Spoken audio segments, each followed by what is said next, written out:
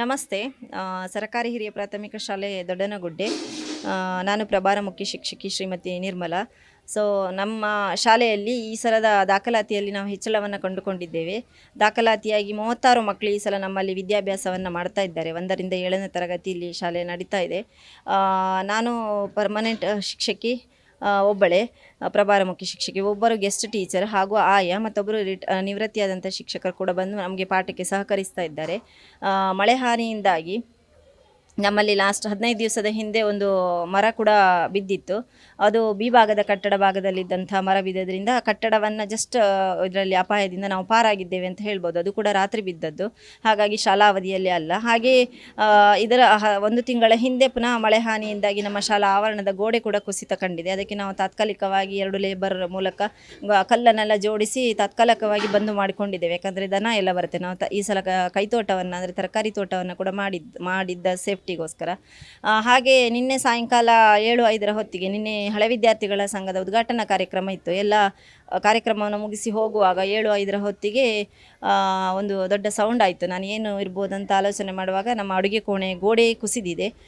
ಅದು ಸಾಧಾರಣ 1995ರಲ್ಲಿ ಈ ಕೋಣೆಯನ್ನು ಕಟ್ಟಿದ್ದು ಅಂತ ಹೇಳ್ತಾರೆ. ಇದರಲ್ಲಿ ಮೊದಲು ಅಂಗನವಾಡಿ ಕೇಂದ್ರ ನಡೀತಾ ಇತ್ತು.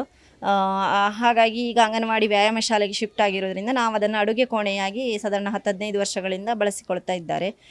ಅಲ್ಲಿಯೇ ನಾವು ಅಡುಗೆಯನ್ನು ತಯಾರಿಸುವುದರೊಂದಿಗೆ ಮಕ್ಕಳಿಗೆ ಬೆಳಗಿನ ಹಾಲಿನ ಉಪಚಾರ, ಕ್ಷೀರಭಾಗ್ಯವನ್ನು ನೀಡುವಂಥದ್ದು, ಮಧ್ಯಾಹ್ನ ಊಟದ ವ್ಯವಸ್ಥೆಯನ್ನು ಕೂಡ ಅಲ್ಲಿಯೇ ಮಾಡ್ತೇವೆ. ಅಲ್ಲಿ ನಮಗೆ ಪಾತ್ರೆಗಳನ್ನೆಲ್ಲ ತೊಳಿಲಿಕ್ಕೆ ಕೂಡ ವಾಶ್ ಬೇಸಿನ್, ಮಕ್ಕಳಿಗೆ ಕೈ ತೊಳಿಲಿಕ್ಕೆ ವಾಶ್ ಬೇಸಿನ್, ಅದಕ್ಕೆ ಅಟ್ಯಾಚ್ ಆಗಿ ಟಾಯ್ಲೆಟ್, ಬಾತ್ರೂಮ್ ಕೂಡ ಇದೆ.